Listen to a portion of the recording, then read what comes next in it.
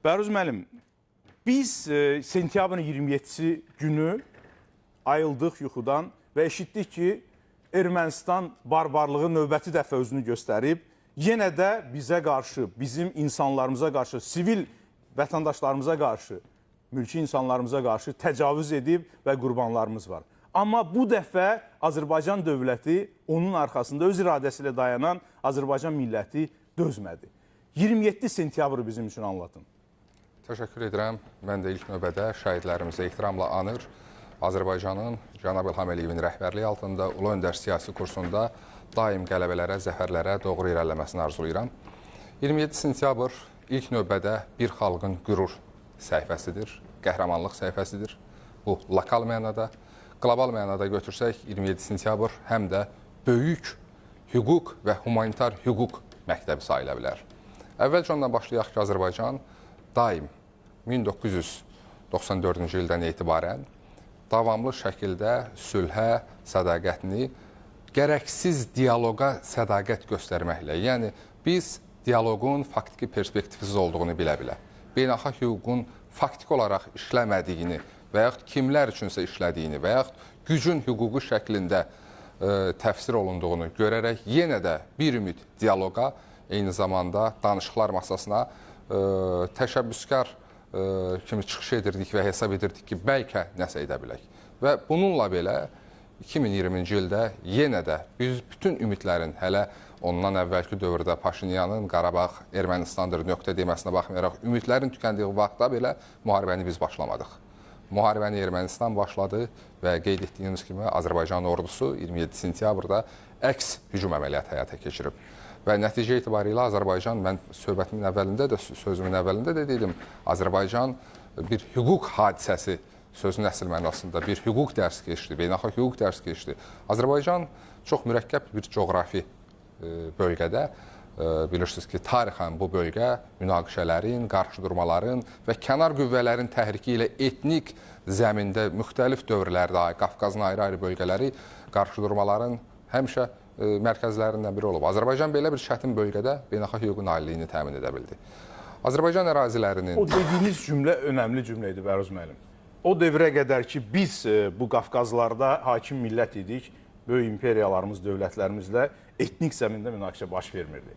Kənardan bura ixrac olundu. Bir mənalı şəkildə. Həm ixrac olundu, belə də deyə bilərik. Elə deyilmi? Və Azərbaycan özü də bir qayda olaraq, istər Sovet dövründə olsun, istər sonraki dövrlərdə olsun, bir qayda olaraq təsir altına düşməyən bizim digər qardaş etnoslarla mümkün qədər münasibətləri kifayət qədər yüksək səviyyədə saxladı və elə 1-ci Qarabağ müharibəsində də, Vətən müharibəsində də Azərbaycan ordusunun sıralarında döyüşən və Azərbaycanlı kimi, əsl Azərbaycanlı kimi özünü göstərən çoxsaylı qeyri-türk, çoxsaylı bizim vətəndaşlarımız, ləyaqətli igidlərimiz olub.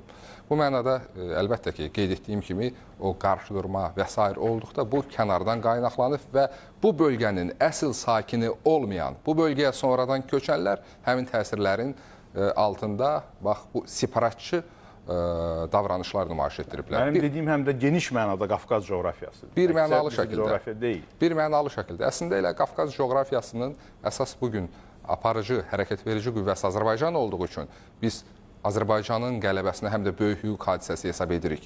Çünki Qafqazda hələ də separatizm mövcuddur, Qafqazda hələ də işğal mövcuddur, Qafqazda hələ də kənar təsirlər mövcuddur. Belə olan məqamda Azərbaycanın öz gücü hesabına BMT Təhlükəsizlik Şurasının 4 qətnaməsini, BMT Baş Assambleyasının ən az 2 qətnaməsini, BMT Təhlükəsizlik Şurasının müxtəlif dövrlərdə sədrlərinin 6-ya yaxın çağırışını heç bir icra olunmurdu. Azərbaycan bunu öz gücü hesabına, hərbi siyasi qələbəsi ilə realize etdi və bu əslində o qurumlara, BMT başda olmaqla, o bəyanatlar verən, qətnamələr qəbul edən qurumların özünə yaranmış etimadsızlıq mühitini azaltdı. Yəni onların etimadsızlıq mühitini, onların alnındakı utancı aradan qaldırılması istiqamətində mühüm bir addım oldu.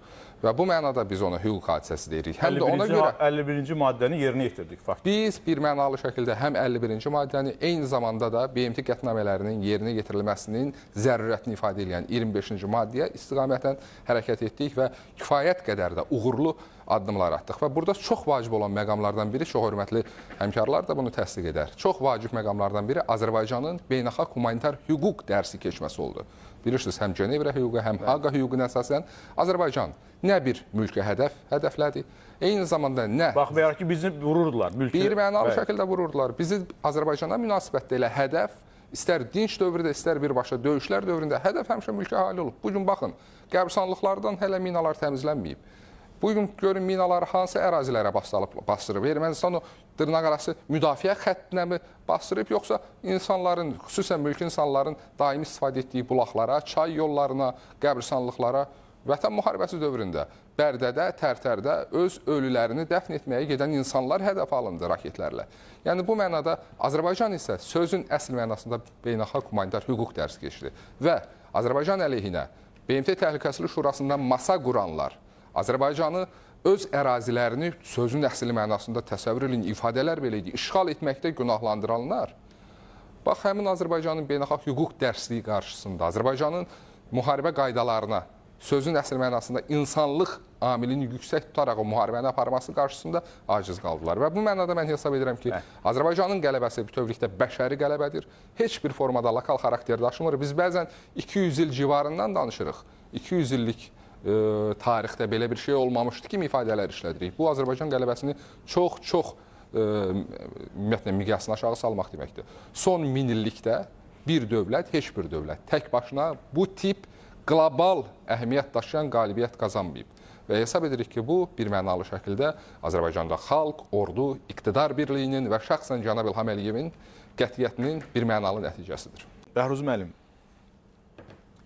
əslində biz, bu necə deyərlər, dini termində var, dəccal bilirsiniz. Bütün dəccallığa qarşı savaşırdıq. Bu, hər tərəfdə üstümüzə gəlirdilər, sizin dediyiniz kimi 7 düvənlə üstümüzə gəlirdilər, bizi ittiham edirdilər, siz humanitar hüququ pozursunuz. Hətta Fransanın prezidenti nə deyirdi? Sizin əsasınız yox idi, Qarabağa üzərinə hücuma keçirsiniz. Bu cür ifadələri işlədirdi, halbuki öz torpağımızda savaşırdıq. Bu mənada düşmənin informasiya savaşında da bizə qarşı başlatdığı, onu da darmadağın etdik. Necə etdik bunu? İndi biraz öncə hörmətli Elçin müəllim misallar göstərirdi və Azərbaycan ordusunun qətiyyətinin təməlində dayanan amillərdən biri kimi əskərlərimizin və xüsusən də komandirlərin rolunu qeyd edirdi. Yəni, bir mənalı şəkildə istənilən idarəçilik sistemində lider anlayışı önəmlidir. Azərbaycan mediası kifayət qədər ləyaqətlə savaşdı. Amma bir məqamı nəzərə alaq ki, Azərbaycanın informasiya savaşının önündə şəxsən Müzəffər Ali Başkomandan cənab İlham Əliyev dayandı. Bilirsiniz, Azərbaycan xalqında bu cəsarət, bu şücaət, eyni zamanda bu vətənə bağlılıq hər zaman olub. Biz hələ 2-ci Dünya müharibəsində də bunu müşahidə etmişik, gedən 600 min Azərbaycanlının timsalında. Daha sonra 1-ci Qarabağ müharibəsində də, elə 1-ci Qarabağ müharibəsinin timsalında baxaq. Azərbaycan ordusunda kifayət qədər zabit də var idi, SSR məktəblərində yetişmiş, vaxtilə olan öndərin yetişdiyi, sadəcə komandanlıq yox idi. Sadəcə irəli aparacaq, zabitlərdən biri də burada. Bəli, vahid güc olaraq birləşdirəcək lideri yox idi ki, cənab İlham Əliyev bu missiyanın üzərinə götürdü. Eyni zamanda da informasiya savaşında Azərbaycan jurnalisti öz liderinin dəsti xəttini, öz liderinin çizdiyi yol xəritəsini görüb bu informasiya savaşında pərakəndə olmaqdan xilas oldu. Yəni, belə deyək də, hər bir Azərbaycan jurnalisti bir qayda olaraq biz vətənpərvər bir mövqeyi nümayiş etdirdiyinə şahidlikdir. Amma pərakəndə vətənpərvərlik bu anarxiyaya gətirib çıxarar bütün sahədə. O cümlədən də informasiya savaşında cənab İlham Əliyev Azərbaycanın üzərinə prokuror niyyəti ilə, prokuror kimi ittihamla gələn müxbirlərin hamısını susturdu. O müxbirlər də hansısa... Gələn yoxsa göndərilən? Bir mənalı şəkildə göndərilən müxbirlərin hər birini, o prokuror kimi davranan o media mənsublarını hər birini susturdu. Bilirsiniz, biz çox ədalətsizliklərdən üz-üzə qaldıq. Azərbaycan əraziləri... Həmin sahibələri bizim rejissorumuz təqdim edir. Tamamilə doğrudur. Azərbaycan əraziləri işğaldadır. İşğal faktı var. İşğal faktı beynəlxalq sənədlərlə təsdiqini tapır. Eyni zamanda ortada Azərbaycanın ərazi bütövlüyü ilə bağlı, Azərbaycanın sərhədləri ilə bağlı müvafiq məlumatlar, direktivlər hamısı Azərbaycan BMT-yə üzv qəbul edilərkən təqdim olunub ora tam şəkildə nöqtələri ilə. Bəruz müəllim, bax, deyək ki, biz İngilisi, Fransızı, Almanı oturmuşuq televiziya ekranları qarşısında və yaxud da ki, hər gün sosial şəbəkələrdə, bu internet mediası üzərində xəbərləri oxuyuruq bu hadisə müharibə ilə bağlı və hamısında da bizə qarşı, Azərbaycana qarşı bu Azərbaycan təcavüzkardır, şərqdə olan xristianları sıxışdırır, belə deyirdilər də, bugün də əslində bu ifadələrdən sıxışdırır, öldürür, belə edir, elə edir. Onların qarşısına çıxırdı, o auditoriyanın qarşısına çıxırdı bizim liderimiz. Ona görə də bu məqam çox önəmlidir. Yəni, qeyri-bərabər bir informasiya savaşında döyüşürdü. Azərbaycanın bu qeyri-bərabər savaşda qalibiyyətinin yeganə səbəbi hüquqa əsaslanması, dövlət başçımızın qətiyyəti və Azərbaycanın aydın mövqeyi oldu. Biz, cənab prezident, biraz öncə iqtibası verdik, veriliş başlayarkən. Dedik ki, Dağlıq Qarabağ adlı dövlət yaratmaq istəyirsə, öz ərazisində yaratsın. Hansı Fransız razı olar ki, Marseldə bunun yaradılmasına? Və yaxud hansı İngilis razı olar Britaniya ərazilərindən kimsə kəsib başqa bir dövlət düzəlsin? Yəni, insanları empati qurmağa məcbur etdi. Bilirsiniz, Amerika Birləşmiş Ştatlarından jurnalist var idi, axırda etiraf etdi ki, cənab prezidentə dedi ki, siz çox hazırlıqlı adamsınız. Yəni, biz onların qarşısına populizmdən çıxmırdıq. Biz onların qarşısına sadəcə emosiyalarla çıxmırdıq. Onların qarşısına çıxanda cənab İlham Əliyev kifayət qədər məzmunlu bilgiyə, eyni zamanda dərin təhlilə malik akademik səviyyəli bir alim kimi çıxırdı. Lider kimi çıxırdı. Və nəticə etibarilə bilirsiniz, biz bir daha deyirəm, biz emosional vətənpərvərlik şüarlarına əsaslanmamışıq. Biz dəqiq oturuşmuş faktlara, beynəlxalq hüququn qəbul etdiyi, beynəlxalq hüququn ümumtanınmış normalarında əksini tapan prinsiplərə əsaslanan tezislər əsasında çıxış etmişik. Kim əksini sübut edə bilərdi ki, Qarabağ Azərbaycan deyil? BMT-yə bizim təqdim etdiyimiz sənədlərdə Azərbaycan dövlət olaraq SSR-dən ayrılarkən, SSR-i dağılarkən, yaranarkən Almatı sazişi var idi, hansı ki sonra Ermənistan özü buna istinad etdi. Azərbaycan ərazilərinin dəqiq aşağı-yuxarı sərhədləri hər kəsə bəlli idi. Bütün bunların fonunda, baxın görün biz hansı ədalətsizliklə üz-üzə qalırdıq. Qeyd etdiyiniz kimi Fransanın timsalında, daha sonraki dövrdə Amerika Birləşmiş Ştatlarının demokratlar iqtidarının timsalında bizə açıq şəkildə işğalçı deyirdilər. Azərbaycan prezidentinin sual verirdi ki, yaxşı, erməni ölüb deyirsiniz. Erməni əskərinin Azərbaycan ərazisində nə işi? Həmin sualı bu günlərdə axır ki, Paşinyan özü verdi. Özü erməni ictimaiyyətindən soruşdu ki, bizim əskərlərin orada nə işi var idi ki, ölsün? Yəni biz belə bir məqamda... Suallardan birinə diqqət edin, Bəruz müəllim. Çox gözəl təhlil edirsiniz. Suallardan biri bu idi ki, sizin üçün Qarabağ nə üçün bu qədər önəmlidir? Qarabağı götürmək. Onlar belə deyirdi, konket ifadəsi var, bilirsiniz. Nə üçün önəmlidir? Əslində bu sualın arxasında çox hiləgər məqam var idi. Nə idi o məqam? Çünki ölkələrinin daxilində təbliğat gedirdi ki, burada şərq xristianları yaşayır, Azərbaycan oranı işğal etmək istəyir, orada etnik təmizləmə aparmaq istəyir. Bəruz müəllim, bu təbliğatı siz də görürdünüz, biz də görürdük. İndi bu sual hiləgərliyi onda idi ki, nə üçün siz gedib şərq xristianlarının yaşadığı bölgəni işğal eləmək istəyirsiniz? Əslində, öz ictimaiyyətləri üçün bu sual verirdilər. Amma bizim liderimiz onu bilərək, başa düşərək və təhlil edərək hansı cavabı verdi və bu usta cavabın mahiyyəti nə idi? Xatırlayırsınız onu? Əlbəttə. Bilirsiniz, ilk növbədə... Sizin üçün niyə Loren, Lotarengiya və s. xatırlayırsınız? Tamamilə doğrudur, bəli.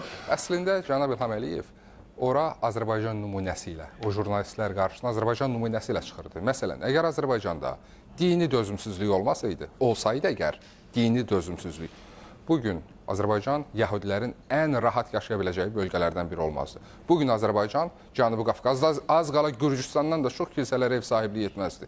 Bakının mərkəzində hələ də erməni kilsəsi təmir olunaraq mövcuddur. Azərbaycan bir dənə də olsun hədəfə hər hansı dini və s. abidə almamışdır. O ki, qaldı dediyiniz məsələyə. Bəli, tamamilə doğrudur. Azərbaycan prezidenti, xatırlayırsınız, elə bayaq qeyd etdiyim Amerika Birləşmiş Ştatlarından olan jurnalisti də etiraf etdiyi kimi, kifayət qədər məlumatlı davrandı. Kifayət qədər. Həqiqətən də Almaniya ilə siz uzun illər müharibə aparmısınız Elzas Lotarengiyaya görə. Yaxşı, o əyalətlər niyə sizin üçün vacibdir? Vacib deyilsə, qan tökmək lazım deyilsə, verəydiniz, gedəydi. Kifayət qədər aydın, məzmunlu cavablar əslində həmin dövlətləri, özlərini, həmin ictimaiyyəti, özlərini Azərbaycanın yerinə qoymağa məcbur etdi.